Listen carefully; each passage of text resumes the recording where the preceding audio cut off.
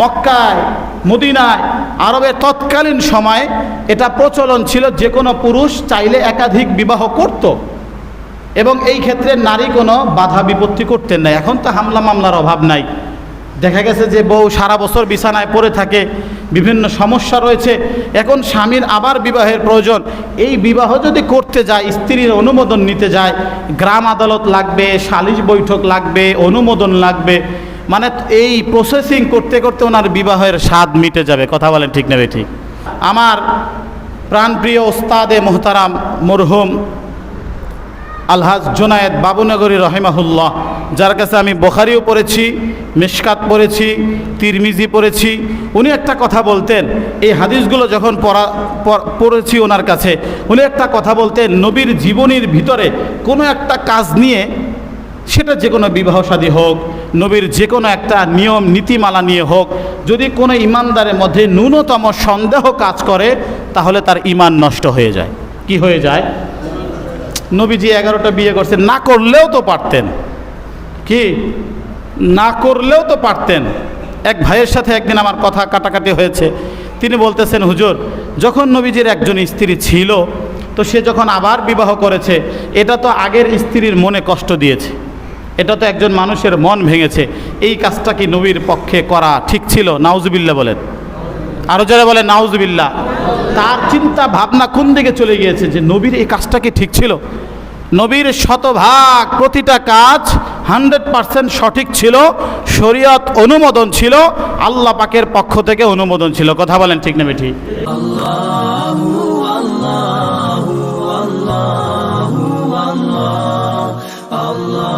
মহান আল্লাহ জাল্লা শানহু আম্মা নওয়ালহুর আলিশান দরবারে লক্ষ কোটি শুকুর ও সুজুদ যে মহান রব্বে কারীম আমাদেরকে অত্যন্ত ভালোবেসে তার অসংখ্য অগণিত বান্দাদের মধ্য থেকে বাছাই করে সুস্থতার সাথে নিরাপদে আজকের এই পবিত্র জুমার দিনে জুমার নামাজ আদায়ের উদ্দেশ্যে আল্লাহর ঘর মসজিদে আসার, বসার, কোরআন ও সুন্নাহর আলোকে কিছু কথা বলার, শোনার মতো সুযোগ করে দিয়েছেন। সে মহান রব্বে কারীমের দরবারে অন্তরের সবটুকুন ভালোবাসাকে উজাড় করে দিয়ে ঈমানের আওয়াজকে উঁচু করে সকলেই সমস্বরে একযোগে কালেমাতে শুকর আদায় করি বলে আলহামদুলিল্লাহ।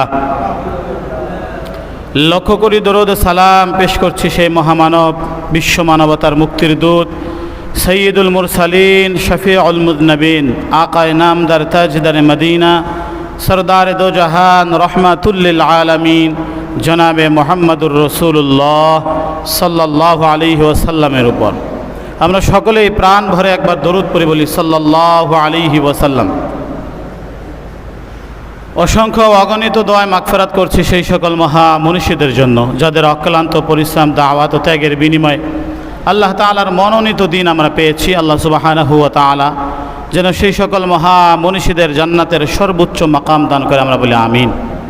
মোহতারাম হাজিরিন, আজকের আমরা যে জুমায় অংশগ্রহণ করেছি, যে মাসে জুমায় অংশগ্রহণ করেছি, এই মাসটি চলছে বর্তমানে রবিউল আউয়াল মাস।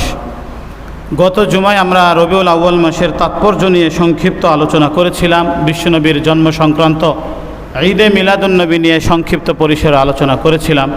যেহেতু এই মাসটি আমাদের সমাজে প্রসিদ্ধ এবং প্রচলিত নবীর আগমনের মাস এবং বিশুদ্ধতম মত হচ্ছে এই মাসেই নবীজি ইন্তেকাল করেছেন, তো যেহেতু নবীজির আগমন এবং ইন্তেকালের মাস এটি, এই জন্য এই মাস জুড়ে আমরা ইনশাআল্লাহ নবীজির জীবনের বিভিন্ন অংশ নিয়ে, বিভিন্ন পার্ট নিয়ে আলোচনা করার চেষ্টা করব। আল্লাহ সুবহানাহু ওয়া তাআলা আমাদেরকে সঠিক কথাগুলো বলার, বোঝার, তদনুযায়ী প্রত্যেককে আমল করার তৌফিক দান করে, আমরা বলি আমিন। মোহতারাম হাজিরিন, আপনারা দেখেছেন গত 16 তারিখ সোমবার সারা বাংলাদেশ ব্যাপী বিভিন্ন জেলায়, বিভিন্ন জায়গায় ঈদে মিলাদুন্নবী উদযাপিত হয়েছে। তো নবী করিম সাল্লাল্লাহু আলাইহি সাল্লামের জন্মে খুশি নয় এমন কোনো ঈমানদার পৃথিবীতে নেই। নবীর আগমনে শুধু মানুষ নয়, কুল কায়নাতে যত সৃষ্টিজীব আছে, সমস্ত সৃষ্টিজীব, সমস্ত মাখলুকাত যার আগমনে আনন্দিত ছিল তিনি হচ্ছেন প্যারা নবী মুহাম্মদুর রাসূলুল্লাহ সাল্লাল্লাহু আলাইহি ওয়াসাল্লাম। আল্লাহ বলেছেন, ওমা আরসালনাকা ইল্লা রাহমাতাল লিল আলামিন, যে আমি রসুলকে আপনাকে প্রেরণ করেছি বিশ্ববাসীর জন্য রহমত স্বরূপ, কল্যাণ স্বরূপ। তো তো নবীজি শুধুমাত্র মানুষের জন্যই রহমত ছিলেন না, শুধুমাত্র তার উম্মত যারা মুসলমান তাদের জন্যই রহমত ছিলেন না, বরং নবীজি ছিলেন এমন, তার রহমত এতটা ব্যাপক ছিল যে তার দয়া, তার অনুগ্রহ, তার ভালোবাসা, তার দরদ ছিল প্রতিটি শ্রেণী পেশার মানুষের জন্য, প্রতিটি জীব জন্তুর জন্য। আপনারা জানেন, ছোটোবেলায় আমরা ক্লাস 2-এ সম্ভবত বিশ্বনবীজির একটি গল্প পড়েছি, বাচ্চাদেরকে পড়ানো হয়ে থাকে। এক সাহাবী পাখির বাসা থেকে বাচ্চা নিয়ে এসেছিল, মনে আছে আপনাদের গল্পটা? পাখির বাসা থেকে বাচ্চা নিয়ে এসেছিল, নবীজি ওই বাচ্চাকে ফেরত পাঠাতে বললেন। কেন? যে ওই পাখিটা বারবার করে ঘুরে আসতেছিল যে তার সন্তানটা বন্দি, অথচ যেই সাহাবী নিয়েছিল তাকে কষ্ট দিচ্ছিল না পাখিটাকে, কিন্তু তার মায়ের থেকে আলাদা করার কারণে তার মা বারবার অস্থির হয়ে আশেপাশে ঘোরাঘুরি করছিল। তো নবীজি নির্দেশ দিলেন, এই পাখির বাচ্চাকে, পাখির ছানাকে তার বাসায় পৌঁছে দাও, তার মায়ের কাছে পৌঁছে দাও। এর দ্বারা বোঝা যায় যে নবীজি শুধুমাত্র আমার জন্য, আপনার জন্য, এই বিশ্বজগতের শুধুমাত্র মানব জাতির জন্য নয়, বরঞ্চ রহমাতুল লিল আলামিন, বিশ্ববাসীর জন্য, সকল কুল কায়নাতের সমস্ত মাখলুকাতের জন্য রহমত ছিলেন আমার আপনার নবী। সুবহানাল্লাহ। প্রিয় ভাইরা, এই জন্য নবীর আগমনে সবাই খুশি, কিন্তু আমরা গত জুমায় আলোচনা করেছিলাম সেই খুশি উদযাপন করব নবী যেভাবে উদযাপন করেছেন। ঈদে মিলাদুন্নবীর দিনে উদযাপন করতে গিয়ে যারা উদযাপন করেছে, আপনারা মিডিয়ার কল্যাণে দেখেছেন যে বিভিন্ন জায়গায় র্যালি বের করা হয়েছে। আচ্ছা বলেন, এই র্যালি বের করার মাধ্যমে নবীজির কোন দিক থেকে উপকার হয়েছে, বা ইসলামের কোন দিক থেকে উপকার হয়েছে? বলবেন ইসলামের প্রচার প্রসার হয়েছে। ভুল পথে যদি প্রচার প্রসার হয় এবং ভুলটা প্রচলিত হয়ে যায়, নবীজি সাল্লাল্লাহু আলাইহি সাল্লাম বলেন, কুল্লু বিদআতিন দালালা, প্রত্যেকটা নব আবিষ্কৃত জিনিস হচ্ছে ইসলামের জন্য গুমরাহি। যারাই নতুন কিছু আবিষ্কার করবে ইসলামের মধ্যে, এটাই হচ্ছে পথভ্রষ্টা। কুল্লু বিদআতিন দালালা ওয়া কুল্লু দালালাতিন ফিন্নার, এবং প্রত্যেক পথভ্রষ্টতাই মানুষকে জাহান্নামে পর্যন্ত নিয়ে যায়। ঈদে মিলাদুন্নবীর ব্যাপারে, নবীর আগমনে খুশি তো আমার আপনার চেয়ে সিদ্দিকে আকবর রাদিয়াল্লাহু তাআলা আনহু বেশি ছিলেন। নবীর আগমনে নবীর পাশে থেকেছেন হযরতে ওমর রাদিয়াল্লাহু তাআলা আনহু, হযরতে আলী রাদিয়াল্লাহু তাআলা আনহু, যাহাকে জিন্নুরাইন বলা হয় হযরতে ওসমান গনি রাদিয়াল্লাহু তাআলা আনহু। তাদের চেয়ে বেশি আশেক তো আমরা জীবনেও হতে পারবো না। কি বলেন, সম্ভব? জীবনেও সম্ভব না। তারা যেভাবে উদযাপন করেনি, নবীজি বলেন, আসহাবিকান নুজুম, আমার সাহাবীরা হচ্ছে আকাশের নক্ষত্রের ন্যায়। পথহারা পথিক যেমন অন্ধকার রাতে আকাশের এই তারকারাজি দেখে সমুদ্রের মাঝখানে বসে একজন নাবিক তার জাহাজের গতি নির্ণয় করতে পারে, পথহারা পথিক আকাশের তারকা দেখে তার পথ যেমন নির্ণয় করতে পারে, নবীজি সাল্লাল্লাহু আলাইহি সাল্লাম বলেন, আসহাবিকান নুজুম, আমার সাহাবীরা হচ্ছে আকাশের নক্ষত্রের সমতুল্য, আকাশের নক্ষত্রের ন্যায়। ফাবি আইয়ি ইকতাদাইতুম ইহতাদাইতুম, অতএব তোমাদের মধ্য থেকে যারা আমার সাহাবীদেরকে অনুসরণ করবে তারাই হেদায়েত প্রাপ্ত হবে। বলেন সুবহানাল্লাহ। তো সাহাবীরা যেভাবে যেই কাজ করেননি, আমি আমার মন গড়া, মন মতলব, মন খেয়াল খুশি অনুযায়ী যদি সেটা উদযাপন করি, এটার সাথে, ইসলামের সাথে, মুসলমানের সাথে কোনো সম্পর্ক থাকতে পারে না। আরেকটা বিষয় দেখেন যে নবীজি 12ই রবিউল আউয়াল ইন্তেকাল করেছেন। কতটা নির্বোধ হলে একজন মানুষের ইন্তেকালের দিনে, প্রিয়জনের যেদিন ইন্তেকাল করেছে, শোক পালন না করে খুশি উদযাপন করে। এটাকে আহাম্মকি ছাড়া আর কিছু বলার কোনো সুযোগ আছে? কথা বলেন না কেন? আপনার বাবা যেই দিনে মারা গেছে ওই দিনে জন্মগ্রহণ করেছে, যখনই ঘুরে ফিরে একই দিনে জন্ম মৃত্যু যদি হয়, কোনো বেয়াকুব সন্তান ছাড়া, নির্বোধ আহমক ছাড়া কখনোই কোনো সন্তান তার বাবার মৃত্যুবার্ষিকীর দিনে জন্মবার্ষিকী পালন করবে না। কথা বলেন ঠিক না বেঠিক? যদিও জন্মবার্ষিকী, মৃত্যুবার্ষিকী কোনোটাই ইসলাম সাপোর্ট করে না, কোনোটাই পালন করা ইসলামে অনুমোদন করে না। এরপরেও যদি কেউ করে, সেটা হবে নিজের মন গড়া অনুযায়ী। আল্লাহ পাক তার হাবিবকে বলতেছেন, ওয়ালা তাত্তাবিউল হাওয়া ফায়ুদিল্লাকা আন সাবিলিল্লাহ, নবী হে, আপনি কখন আপনার মনের অনুসরণ করবেন না। আপনি যখন আপনার মনের অনুসরণ করবেন, ফায়ুদিল্লাকা আন সাবিলিল্লাহ, আপনার এই মন, আপনার এই খাহেশ আপনাকে আল্লাহর রাস্তা থেকে আপনাকে গোমরা করে দেবে, দূরে সরিয়ে দিবে। মন পূজারী যারা হয়, খাহেশ পূজারী, আমার কাছে যেটা ভালো মনে হয় সেটাই ভালো, আমি যেটা সঠিক মনে করি সেটাই সঠিক, এটা যদি হয় তাহলে আমি মন পূজারি হয়ে যাব আর আমার স্থান হবে জাহান্নামে, বলি নাউজুবিল্লাহ। আমার আপনার প্রতিটা উম্মতে মুহাম্মাদের প্রতিটা কাজ মেপে চলব নবীর সুন্নাহর স্কেল অনুযায়ী। নবী কিভাবে করেছে, সাহাবীরা কিভাবে করেছে, নবী কোনটাকে সমর্থন করেছে, এর বাহিরে কোনোটা আমল করার অনুমোদন ইসলাম দেয় না। প্রিয় ভাইরা, যাই হোক, যে সমস্ত ভাইরা না বুঝে এই ঈদে মিলাদুন্নবীর নামে বিভিন্ন রকমের বেদাত আমল করেছিল, উদযাপন করেছিল, আল্লাহ পাক এই বেদায়েতের পরিবর্তে তাদেরকে আল্লাহ পাক হেদায়েতের অনুসরণের তৌফিক দান করে, আমরা বলি আমিন। বলেন তো, যেই সাহাবী হযরতে ওমর রাদিয়াল্লাহু তাআলা আনহু, নবীর প্রিয় একজন সাহাবী, ইসলামের দ্বিতীয় খলিফা, নবীজির ইন্তেকালের সংবাদ যখন ছড়িয়ে পড়ে, দেখেন আশিকে রাসূলের পরিচয় কি, যখন ছড়িয়ে পড়ে যে নবীজি ইন্তেকাল করেছে, হযরতে ওমর এটাকে মানতে নারাজ। নবী ইন্তেকাল করবে এটা সে মানতেই পারে না, এটা হচ্ছে ভক্তি, শ্রদ্ধা, মোহাব্বতের পরিচয়। হযরতে ওমর খাপ থেকে তরবারি বের করেছে। যদি কেউ বলো আমার নবী ইন্তেকাল করেছে, তার সন্তান এতিম হবে, তার স্ত্রী বিধবা হবে, তার মা সন্তান হারা হবে, অর্থাৎ তার গর্দান থেকে তার মাথাটাকে আলাদা করে দিব, নবীজি ইন্তেকাল করেছে, এটা সে মানতে নারাজ, অস্থির হয়ে গিয়েছে, ছটফট করছে খোলা তরবারি নিয়ে। অবস্থা বেগতিক দেখে হযরতে সিদ্দিক আকবর রাদিয়াল্লাহু তাআলা আনহু খুতবা দিলেন, ওমা মুহাম্মাদুন ইল্লা রাসূল কদ খালাত মিন ক্বাবলিহির রুসুল। যে আল্লাহ বলতেছেন ওমা মুহাম্মাদুন ইল্লা রাসূল, মুহাম্মদ সাল্লাল্লাহু আলাইহি সাল্লাম কেবলমাত্র একজন রসুল ছিলেন। কদ খালাত মিন ক্বাবলিহির রুসুল, তার পূর্বে অতীতেও অনেক নবী রাসূল এসেছিল এবং তারা ইন্তেকালও করেছে, অতএব নবীজিও ইন্তেকাল করেছে, এটা আল্লাহ পাকের ঘোষণা। আল্লাহ পাক বলেছেন নবীও ইন্তেকাল করবেন, ইন্নাকা মাইয়িতু ওয়া ইন্নাহুম মাইয়িতুন, যে আপনি মৃত্যুবরণ করবেন, এটা আল্লাহ পাক যেহেতু ঘোষণা দিয়েছে, অতএব নবীজি ইন্তেকাল করেছে, এটা মানতে হবে। তো হযরত ওমর রাদিয়াল্লাহু তাআলা আনহু আল্লাহ পাকের এই নির্দেশ শুনে শান্ত হয়ে গিয়েছে।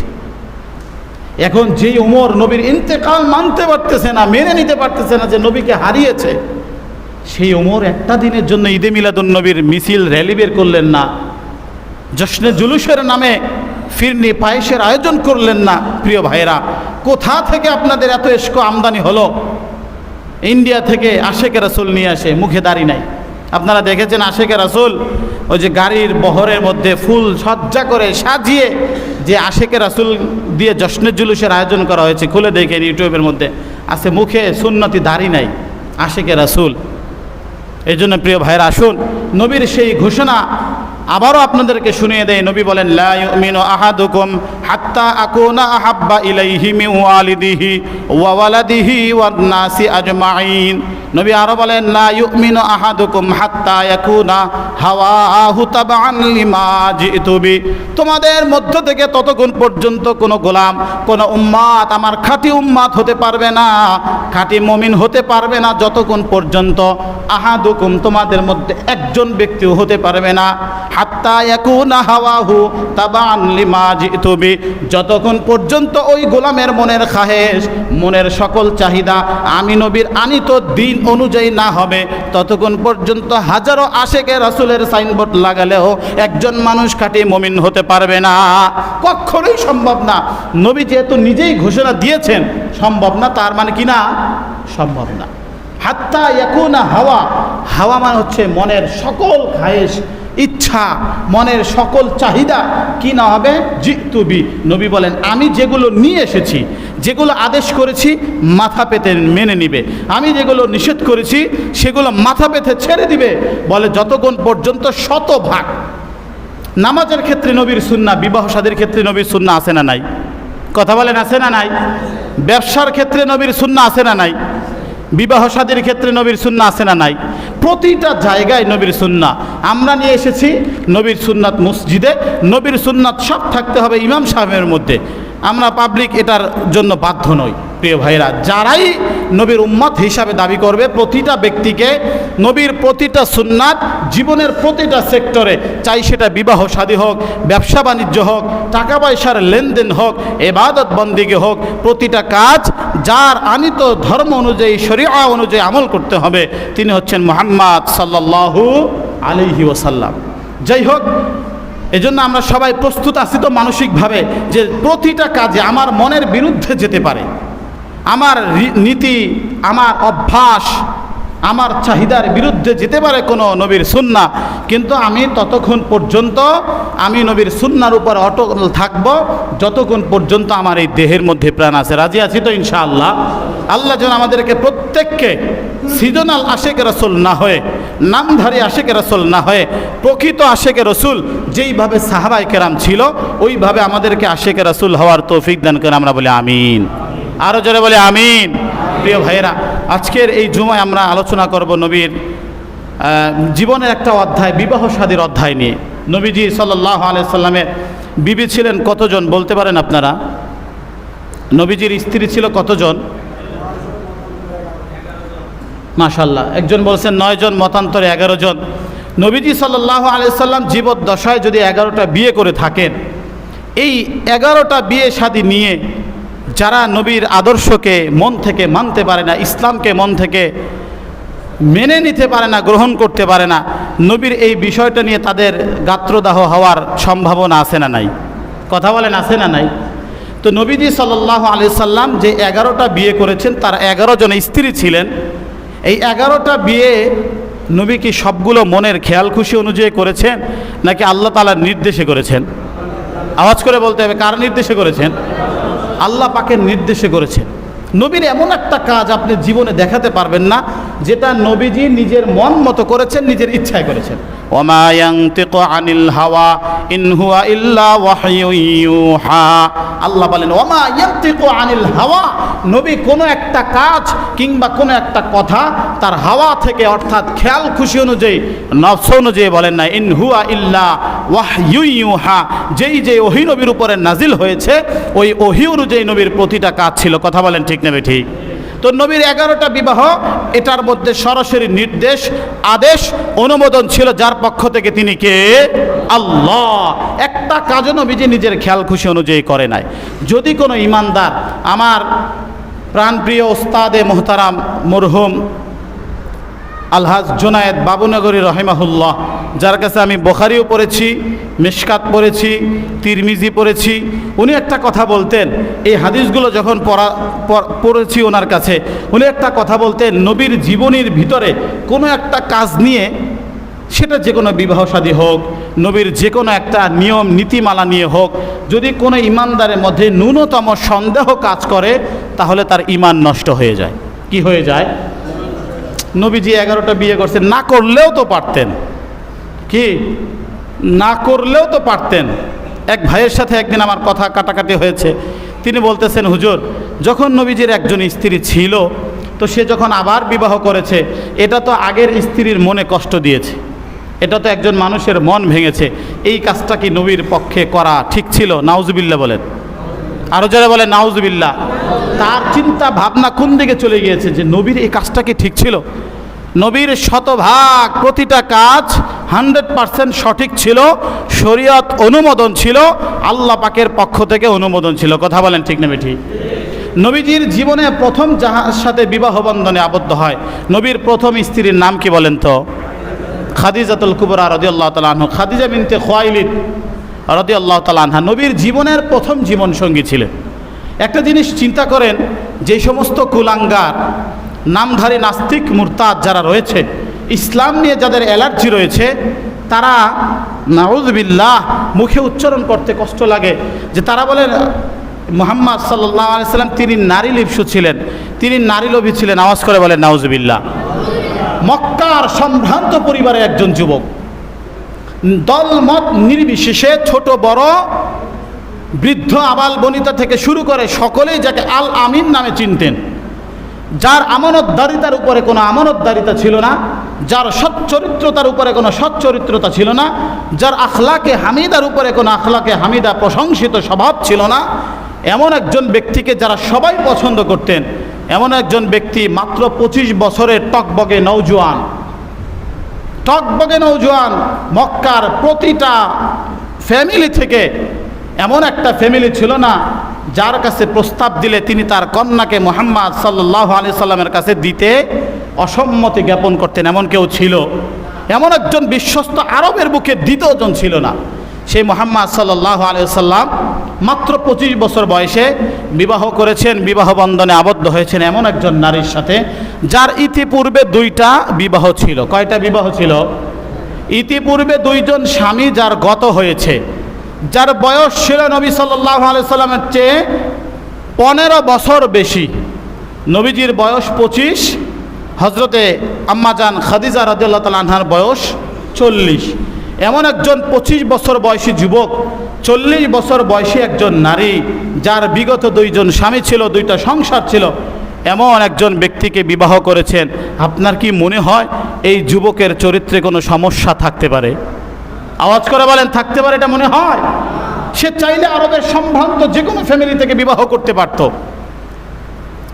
তার মধ্যে যদি নারী লিপ্সা থাকতো, নারী ভোগ করা থাকতো, তাহলে তো তার ভোগ করতে কোনো প্রকার বাধা বিপত্তি ছিল না। নবীজি সাল্লাল্লাহু আলাইহি সাল্লামের প্রথম জীবনসঙ্গী খাদিজা বিনতে খুয়াইলিদ রাদিয়াল্লাহু তাআলা আনহা, সুখে দুঃখে সবসময় যিনি পাশে ছিলেন, আরবের সম্ভ্রান্ত পরিবারের একজন মহিলা ছিলেন। আরবের মধ্যে শ্রেষ্ঠ ধনীদের মধ্যে 1 নম্বরে ছিলেন হযরতে খাদিজা রাদিয়াল্লাহু তাআলা আনহা। তিনি তার 2জন স্বামী ইন্তেকাল করার পরে তার ব্যবসা ছিল অনেক ব্যাপক পরিধির। তিনি চাচ্ছিলেন তার ব্যবসার একজন ম্যানেজার থাকুক, তার ব্যবসার দেখাশোনার জন্য একজন বিশ্বস্ত লোক খুঁজছিলেন। তো যে কোনোভাবেই, আলোচনা দীর্ঘ করার সুযোগ নেই, যে কোনোভাবেই হোক মুহাম্মদ সাল্লাল্লাহু আলাইহি সাল্লামের কাছে প্রস্তাব গিয়েছে যে খাদিজা রাদিয়াল্লাহু তাআলা আনহা, খাদিজা বিনতে খুয়াইলিদ, তিনি চাচ্ছেন তার ব্যবসার যাবতীয় সমস্ত কিছুর দায়ভার, দায় দায়িত্ব একজনের হাতে সোপর্দ করবে, এবং সেই জন্য মুহাম্মদ সাল্লাল্লাহু আলাইহি সাল্লামকে তিনি নির্বাচন করেছেন। মুহাম্মদ সাল্লাল্লাহু আলাইহি সাল্লামের সম্মতি আছে কিনা, তিনি তার চাচা আবু তালিবের পরামর্শে তার সম্মতি জ্ঞাপন করলেন এবং ব্যবসার দায়িত্ব তিনি নিলেন। এবং এই ব্যবসায়িক কাফেলা ঘুরিয়ে আবার যখন আনলেন, প্রচুর পরিমাণে মুনাফা, তিনি অল্প দামে মাল ক্রয় করলেন এবং বেশি দামে মাল বিক্রি করে আসলেন। মানে মুনাফাটা দ্বিগুণ হয়েছে, দ্বিগুণ না, অতিপূর্বে যা হয়েছে তার চেয়ে ইতিপূর্বের সবগুলোর চেয়ে বেশি মুনাফা এই ব্যবসার সফর, এই কাফেলার মধ্যে মুহাম্মদ সাল্লাল্লাহু আলাইহি সাল্লাম তিনি অর্জন করে নিয়ে এসেছেন। এবং পাশাপাশি সফরে কিছু অলৌকিক ঘটনা ঘটেছে, যেটা খাদিজা রাদিয়াল্লাহু তাআলা আনহার গোলাম সাথে থেকে দেখেছে। যে নবীজি সাল্লাল্লাহু আলাইহি ওয়াসাল্লাম যখন রোদের মধ্যে হাঁটতেন, তখন একটা মেঘের খণ্ড তাকে ছায়া দিতেন, এবং নবীজি সাল্লাল্লাহু আলাইহি সাল্লাম এই ব্যবসায়ী কাফেলা নিয়ে এক জায়গায় বিশ্রাম করলেন, এবং সেখানে গাছের নিচে বসার পরে পাশেই ছিল একটা গির্জা ছিল খ্রিস্টানদের। ওই গির্জার মধ্যে থেকে পাদ্রী দেখে জিজ্ঞাসা করেছিলেন নবীজির পরিচয়। তো তিনি বলেছিলেন মুহাম্মদ সাল্লাল্লাহু আলাইহি সাল্লাম ইনি হচ্ছেন আরবের একজন কোরাইশ বংশের একজন যুবক, তিনি বর্তমানে খাদিজা রাদিয়াল্লাহু তাআলা আনহার এই ব্যবসায়িক দায়িত্ব নিয়ে এসেছে। তো ওই পাদ্রী সাক্ষ্য দিয়েছিল যে ইনি হবে শেষ জমানার নবী মুহাম্মদ সাল্লাল্লাহু আলাইহি সাল্লাম। এই বিষয়গুলো দেখার পরে খাদিজা রাদিয়াল্লাহু তাআলা আনহার খাদেম তার কাছে যখন প্রকাশ করলেন, এগুলো যখন সবগুলো এই গুণগুলো যখন তার কাছে প্রকাশ করলেন, খাদিজা রাদিয়াল্লাহু তাআলা আনহা তিনি চাইলেন যে তার জীবনসঙ্গী হিসেবে যদি এমন একজন বিশ্বস্ত এবং শেষ নবী হবে, যিনি এমন একজন ব্যক্তিকে যদি তার জীবনে পায়, তার জীবনও ধন্য হবে, তার ব্যবসা প্রতিষ্ঠিত হবে। এই চিন্তা ভাবনা করে তার কাছে বিয়ের প্রস্তাব দেওয়া হলো আনুষ্ঠানিকভাবে। আমি সংক্ষিপ্তভাবে বলছি, আনুষ্ঠানিকভাবে যখন মুহাম্মদ সাল্লাল্লাহু আলাইহি সাল্লামের কাছে বিবাহের প্রস্তাব দেওয়া হলো, আবারও ভালো করে কান খুলে শুনে রাখুন, তখন মুহাম্মদ সাল্লাল্লাহু আলাইহি সাল্লাম মাত্র 25 বছর বয়সের একজন যুবক। যিনি বিবাহের প্রস্তাব পাঠিয়েছেন তিনি হচ্ছেন 40 বছর বয়সী একজন বৃদ্ধা। রাসূলুল্লাহ সাল্লাল্লাহু আলাইহি সাল্লাম রাজি হয়ে গেলেন, এবং সমস্ত সন্তান যার গর্ভে থেকে এসেছিল, হযরত খাদিজা রাদিয়াল্লাহু তাআলা আনহার গর্ভে থেকেই সমস্ত সন্তানের জন্মগ্রহণ, ছেলে এবং মেয়ে যারাই এসেছে খাদিজা রাদিয়াল্লাহু তাআলা আনহার গর্ভ থেকে এসেছে। ইনি ছিলেন নবীজির জীবনের প্রথম জীবন সঙ্গী। তিনি যতদিন জীবিত ছিলেন, নবীজি ততদিন পর্যন্ত দ্বিতীয় বিবাহ করেন নাই। এবার বলেন, মক্কায়, মদিনায়, আরবের তৎকালীন সময়ে এটা প্রচলন ছিল, যে কোনো পুরুষ চাইলে একাধিক বিবাহ করত, এবং এই ক্ষেত্রে নারী কোনো বাধা বিপত্তি করতেন না। এখন তো হামলা মামলার অভাব নাই, দেখা গেছে যে বউ সারা বছর বিছানায় পড়ে থাকে, বিভিন্ন সমস্যা রয়েছে, এখন স্বামীর আবার বিবাহের প্রয়োজন। এই বিবাহ যদি করতে যায়, স্ত্রীর অনুমোদন নিতে যায়, গ্রাম আদালত লাগবে, সালিশ বৈঠক লাগবে, অনুমোদন লাগবে, মানে এই প্রসেসিং করতে করতে ওনার বিবাহের স্বাদ মিটে যাবে। কথা বলেন ঠিক নেবে ঠিক? তৎকালীন সময় এটা সহজলভ্য ছিল। নবীজি চাইলে আবারও বিবাহ করতে পারতেন। বিশ্বাস করেন, ইমানটাকে মজবুত করেন, নবীজির একটা বিবাহ নিজের খেয়াল খুশি অনুযায়ী ছিল না। আরেকটা বিষয় হচ্ছে, নবীজি 11টা বিবাহ করেছেন, এর মধ্যে 10 জনই ছিলেন পূর্বে বিবাহিতা, ডিভোর্সি অথবা কি বলে এটাকে বিধবা, তার স্বামী যুদ্ধে শাহাদাত বরণ করেছে, যে কোনোভাবে ইন্তেকাল করেছেন। কুমারী মাত্র হজরতে আম্মাজান আয়েশা রাদিয়াল্লাহু তাআলা আনহা একজন ছিলেন, যে আবু বকর রাদিয়াল্লাহু তাআলা আনহার আদরের কন্যা হজরতে আয়েশা রাদিয়াল্লাহু তাআলা আনহা, তিনি ছিলেন একমাত্র কুমারী এবং অবিবাহিতা। বাকি 10 জন সবাই বিবাহিতা ছিলেন। যদি মুহাম্মদ সাল্লাল্লাহু আলাইহি সাল্লাম নাউজুবিল্লাহ নারীলোভী হতেন, সে চাইলে প্রতিটা বার, যত খুশি ততবার তিনি চাইলে কি করতে পারতেন? অবিবাহিতা কুমারী বিবাহ করতে পারতেন কি পারতেন না? আওয়াজ করে বলেন, পারতেন কি পারতেন না?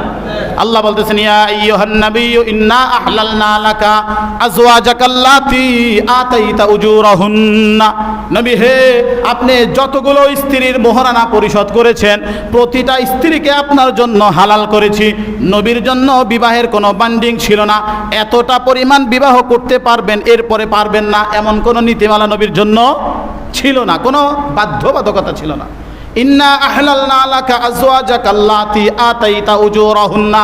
নবী হে, ওই সমস্ত নারীগণকে আপনার জন্য হালাল করেছি যাদের মোহরানা আপনি পরিশোধ করেছেন, অর্থাৎ বিবাহিত স্ত্রীগণকে আপনার জন্য হালাল করেছি।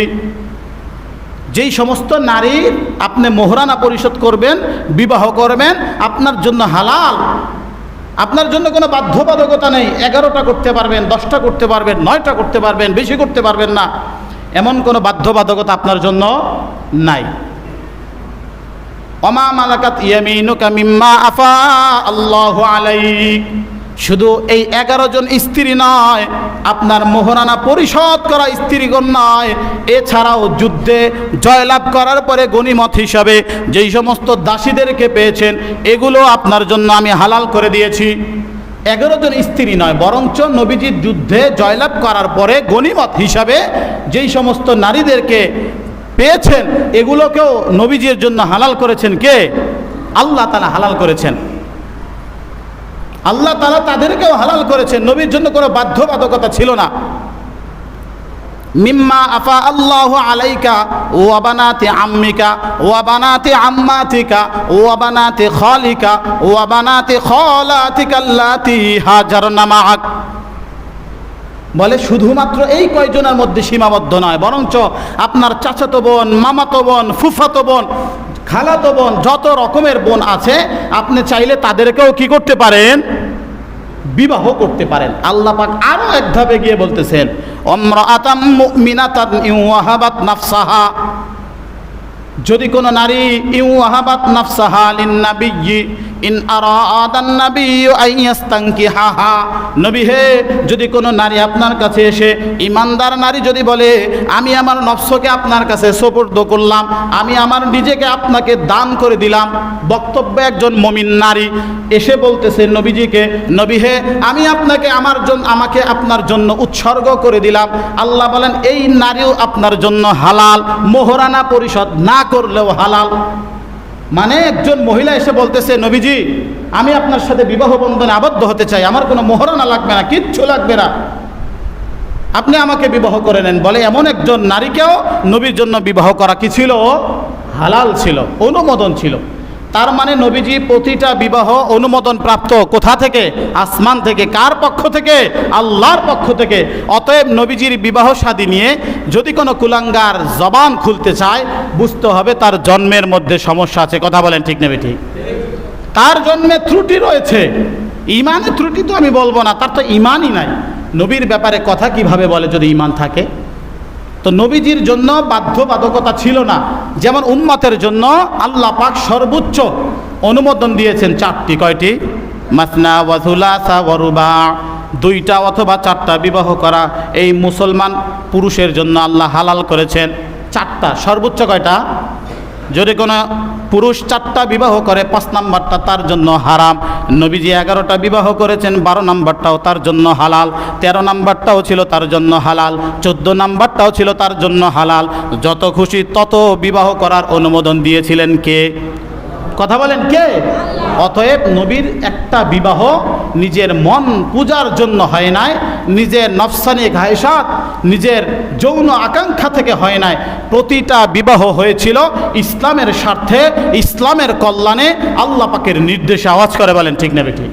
প্রিয় ভাইরা, যাই হোক, এই খাদিজা রাদিয়াল্লাহু তাআলা আনহা তিনি নবীজির জীবনের প্রথম জীবন সঙ্গিনী। নবীজি সাল্লাল্লাহু আলাইহি সাল্লাম 15 বছর তার সাথে সংসার করেছেন প্রথম পর্যায়ে নবুয়তির আগে। 25 বছর বয়সে বিবাহ হয়েছে। 40 বছর বয়স পর্যন্ত নবীজি নবুয়ত পাননি। 40 বছর থেকেই তো নবীর ওহী আসা শুরু হয়েছে। তার মানে 40 বছর বয়সে যখন নবীর উপর ওহী আসে, আম্মাজান খাদিজার বয়স তখন কত বলেন তো? 55 বছর। তার মানে নবীর বয়স 40, আম্মাজান খাদিজার বয়স কত? 55 বছর। এই মুহূর্তে নবীজি সাল্লাল্লাহু আলাইহি ওয়াসাল্লাম ওহী আসার কিছুদিন আগ থেকে নবীজি গারে হেরায় ধ্যান শুরু করলেন। আর এই গারে হেরায় ধ্যান শুরু করার পর থেকে আম্মাজান খাদিজা রাদিয়াল্লাহু তাআলা আনহা ওই গারে হেরার উপরে উঠে নবীর জন্য খাবার নিয়ে যেতেন। যারা হাজী সাহেব হজে গিয়েছেন দেখেছেন, ওই পাহাড়ে উঠতে উঠতে ক্লান্ত হয়ে যায় যুবক মানুষ। 55 বছর বয়সী একজন বৃদ্ধা মানুষ, একজন নারী তার স্বামীর জন্য খাবার পৌঁছে দিয়েছেন সেখানে গিয়ে। চিন্তা করতে পারেন কি পরিমাণ কষ্ট তার করতে হয়েছে। যাই হোক, এরপরে যখন নবীজি সাল্লাল্লাহু আলাইহি সাল্লামের কাছে প্রথম ওহী আসলেন, জিবরিল আলাইহিস সালাতু ওয়াস সালাম ওহী নিয়ে আসলেন। প্রথমে বললেন ইকরা, পড়ো। নবীজি বললেন আনা লাইসা বিকারিন, আমি তো কারি না, আমি পড়তে পারি না। দ্বিতীয়বার বললেন পড়ো। নবীজি বললেন আমি তো কারি না, আমি তো পড়তে পারি না। নবীজিকে ধরে সিনার সাথে সিনা লাগিয়ে একটা চাপ দিলেন। এই জন্য আমাদের ওস্তাদরা বলেন যে আমরা যে আসমানি এলেম শিক্ষা করি, কোরআন ও হাদিসের জ্ঞান, এগুলো সরাসরি সিনা বা সিনা থেকে সিনায় যায়। বই পুস্তকের মাধ্যমে এলমে দিন, এলমে ওহী শিক্ষা করে কেউ তার সিনার মধ্যে রাখতে পারে না যদি ওস্তাদের সিনা থেকে তার সিনার মধ্যে প্রবেশ না করে। কথা বলেন ঠিক না বেটে? আমার প্রতিটা হাদিসের সনদ আল্লামা আহমদ শফি রহিমাহুল্লাহ, আমার প্রতিটা হাদিসের সনদ আল্লামা জুনায়েদ বাবুনগরী রহিমাহুল্লাহ, আমার প্রতিটা হাদিসের সনদ আল্লামা আব্দুস সালাম চাটগামী রহিমাহুল্লাহ যিনি মুফতি আজম ছিলেন, আমার প্রতিটা হাদিসের সনদ মুফতি কেফায়েতুল্লাহ দামাত বারকাতুহুম সহ। আমি যেহেতু হাটহাজারীর সন্তান, হাটহাজারীতে পড়াশোনা করেছি, আমার যে ওস্তাদরা রয়েছে আমার প্রতিটা হাদিসের সনদ আমি তাদের থেকে বর্ণনা করব, তারা তাদের ওস্তাদ থেকে বর্ণনা করবে। এভাবে ধারাবাহিক যেতে যেতে প্রতিটা হাদিসের সনদ সরাসরি রাসূলুল্লাহ পর্যন্ত পৌঁছে যাবে। বলেন সুবহানাল্লাহ। এটা হচ্ছে ইলমে দ্বীন, এটা চেইন সিস্টেম, চেইনের মতো যায়। তো নবীজি সাল্লাল্লাহু আলাইহি সাল্লাম যখন দ্বিতীয়বার বলার পরে পড়তে পারলেন না, সিনার সাথে লাগিয়ে জোরে একটা চাপ দিলেন। এই জন্য অনেকে বলেন যে মাদ্রাসায় হুজুররা পিটাপিটি করে, একটু শাসন করে।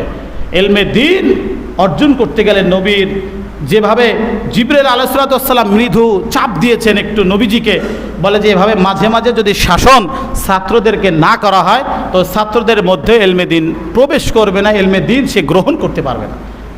এরপরে আবার বললেন পড়ো। তৃতীয়বারের পরে বলেন ইকরা বিসমি রাব্বিকাল্লাযী খালাক, খালাকাল ইনসানা মিন আলাক, পড়ো তোমার প্রভুর নামে যিনি তোমাকে জমাট বাঁধা রক্ত থেকে সৃষ্টি করেছেন। নবীজি পড়া শুরু করলেন, কিন্তু নবীর দিলের মধ্যে এবার ভয় ঢুকে গেছে। একাকী ছিলেন গারে হেরায়, আবার জিবরিল আলাইহিস সালাম চাপ দিয়েছেন। নবীজি সেখান থেকে আম্মাজান খাদিজা রাদিয়াল্লাহু তাআলা আনহার ঘরে আসার পরে নবীর শরীরে জ্বর উঠে গেল, কাঁপতেছে শরীরে ভাবে। আম্মাজান খাদিজা রাদিয়াল্লাহু তাআলা আনহাকে বললেন যে কম্বল দিয়ে আমাকে জড়িয়ে দাও। কম্বল দিয়ে জড়িয়ে ধরেছে। নবীজি বললেন খাদিজা আমার তো বড় ভয় লাগছে, এই ঘটনাগুলো আমার সাথে ঘটেছে। আম্মাজান খাদিজা রাদিয়াল্লাহু তাআলা আনহা যদিও তখনও নিশ্চিত ছিলেন না যে এটা ওহী, বুঝতে পারেননি, এরপরও তিনি সান্ত্বনা দিয়েছিলেন নবী হে, আপনি জীবনে কোনো দিন আত্মীয়র হক নষ্ট করেননি, আপনি কখনো এতিমের মাল নষ্ট করেননি, আপনি কখনো গরিব দুঃখীকে কষ্ট দেননি, সবসময় ক্ষুধার্তকে খাবার দিয়েছেন, বস্ত্রহীনকে বস্ত্রের ব্যবস্থা করেছেন, বিপদগ্রস্ত মানুষের পাশে ছিলেন। আল্লাহ কখনোই আপনাকে ছেড়ে দিবেন না। যাই হোক, এভাবেই শুরু হয় নবীজি সাল্লাল্লাহু আলাইহি সাল্লামের ওহীর জীবনযাত্রা শুরু হয়, ওহীর পথ শুরু হয়। যাত্রা শুরু হতে হতে একেবারে নবুয়তের 8ম বছর পর্যন্ত আম্মাজান খাদিজা রাদিয়াল্লাহু তাআলা আনহা অনেক অত্যাচার, নির্যাতন, নিপীড়ন নবীর উপরে চলেছে। সাথে সাথে আম্মাজান খাদিজা রাদিয়াল্লাহু তাআলা আনহা প্রত্যেকটা জায়গায় সাধ্যমতো সাপোর্ট দেওয়ার চেষ্টা করেছিলেন। 8ম হিজরি পর্যন্ত, 8ম হিজরি না সরি, নবুয়তের 8ম বছর পর্যন্ত। মক্কায় তো নবীজি 13 বছর ছিলেন, 8 বছর অতিক্রম হওয়া পর্যন্ত হযরত খাদিজা রাদিয়াল্লাহু তাআলা আনহা বিভিন্ন সময় তাকে সান্ত্বনা দিয়েছেন, পাশে থেকেছেন। এমনকি মক্কার এই মুশরিক, এই জালেম, এই অত্যাচারী পাপিষ্ঠগুলো, এই যারা ইসলাম গ্রহণ করেছে নবীজি সাল্লাল্লাহু আলাইহি সাল্লামের সাথে, তাদের সকলকে বয়কট করেছিল এবং তাদের সাথে বিবাহ শাদী, বেচা কিনা, লেনদেন, কথাবার্তা, খানাপিনা দেয়া সব কিছু নিষেধাজ্ঞা করে শুধু এখানেই ক্ষান্ত হননি। মক্কার পার্লামেন্টে সিদ্ধান্ত গ্রহণ করে এই সিদ্ধান্তের যে চুক্তিপত্র, এটাকে কাবা ঘরের মধ্যে লটকিয়ে দিয়েছিল, যাতে করে কি না করতে পারে, নবীজির সাথে কেউ যোগাযোগ করতে না পারে। শিয়াবে আবি তালিবের মধ্যে একটা উপত্যকা ছিল, সেখানে নবীজির সাথে অনেক সাহাবীরা সেখানে ছিলেন, যারা ইসলামের শুরুর যুগে ছিলেন। 3টা বছর সেখানে অত্যন্ত কষ্টকর অবস্থায় ছিলেন। এমনকি খাদিজা রাদিয়াল্লাহু তাআলা আনহা ওই কষ্টের সময় নবীজির সাথে ছিলেন। কিতাবের মধ্যে এসেছে যে সাহাবায়ে কেরাম খাদ্যের অভাবে গাছের পাতা খেতেন। একটা পর্যায়ে এমন হয়েছে, ছাগল বকরি যেভাবে টয়লেট করে ঠিক ওভাবে সাহাবায়ে কেরামের টয়লেটের অবস্থা ওভাবে হয়ে গিয়েছিল, গাছের পাতা খেতে খেতে, পানির অভাবে। এই কষ্ট করে নবীজি সাল্লাল্লাহু আলাইহি সাল্লামের নবুয়তের 8ম বছর পর্যন্ত আম্মাজান খাদিজা রাদিয়াল্লাহু তাআলা আনহা নবীজির সঙ্গে ছিলেন। 8ম বছরে আম্মাজান খাদিজা রাদিয়াল্লাহু তাআলা আনহা ইন্তেকাল করেন এবং সাথে সাথে ওই একই বছরে নবীজির সবচেয়ে যিনি সাপোর্ট বেশি দিয়েছেন, পাশে থেকেছেন, সুরক্ষা দিয়েছেন, চাচা আবু তালেব, তিনিও ইন্তেকাল করেন। ওই বছরটাকে ধরা হতো আমুল হজন, অর্থাৎ দুশ্চিন্তার বছর বা পেরেশানির বছর হিসাবে গণ্য করা হয় ইতিহাসের পাতায়। প্রিয় ভাইরা, এই কঠিন মুহূর্তগুলো নবীজি পার করেছেন যেই সমস্ত আজওয়াজে মুতাহহারাত, পবিত্র স্ত্রীগণকে সাথে নিয়ে।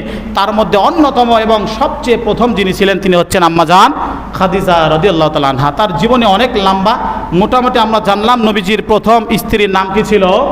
আম্মাজান খাদিজাতুল কুবরা রাদিয়াল্লাহু তাআলা আনহা, খাদিজা বিনতে খুয়াইলিদ ছিলেন তার নাম।